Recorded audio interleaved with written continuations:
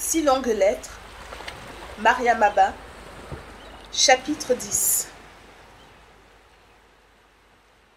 Modou se hissait à la première place des organisations syndicales. Son intelligence des gens et des choses lui alliait à la fois employeurs et salariés.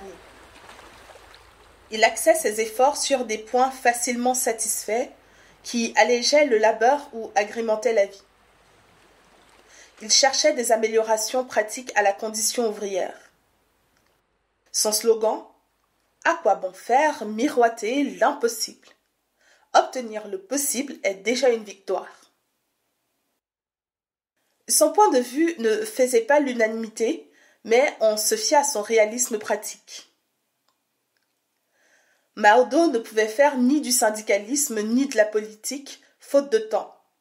Sa réputation de bon médecin s'affermissant, il restait prisonnier de sa mission dans un hôpital bourré de malades, car on allait de moins en moins chez le guérisseur, spécialiste des mêmes décoctions de feuilles pour des maladies différentes. Tout le monde lisait journaux et revues. L'Afrique du Nord bougeait. Interminables discussions où des points de vue s'alliaient ou se heurtaient, se complétaient ou se refoulaient. Avez-vous façonné le visage de l'Afrique nouvelle? Rêve assimilationniste du colonisateur qui attirait dans son creuset notre pensée et notre manière d'être, port du casque sur la protection naturelle de nos cheveux crépus, pipe fumante à la bouche, short blanc au-dessus des mollets, robe très courte, découvrant des jambes galbées, toute une génération prit, d'un coup, conscience du ridicule que vous couviez. L'histoire marchait, inexorable. Le débat à la recherche de la voie juste secouait l'Afrique occidentale. Des hommes courageux connurent la prison. Sur leurs traces, d'autres poursuivirent l'œuvre ébauchée.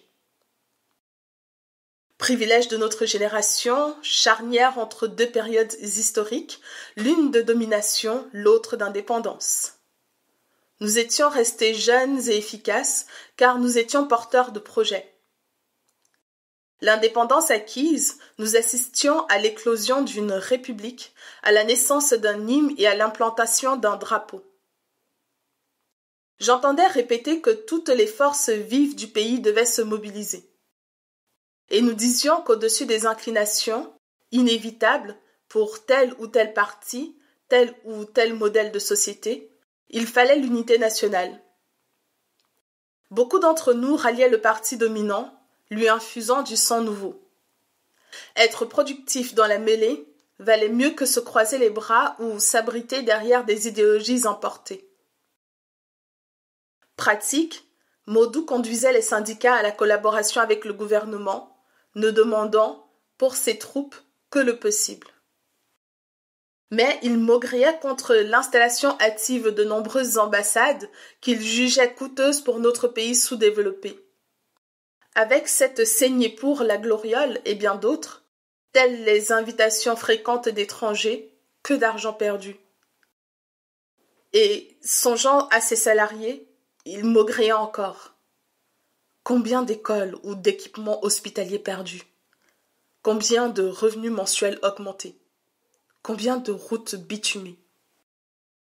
Mardo et toi l'écoutiez.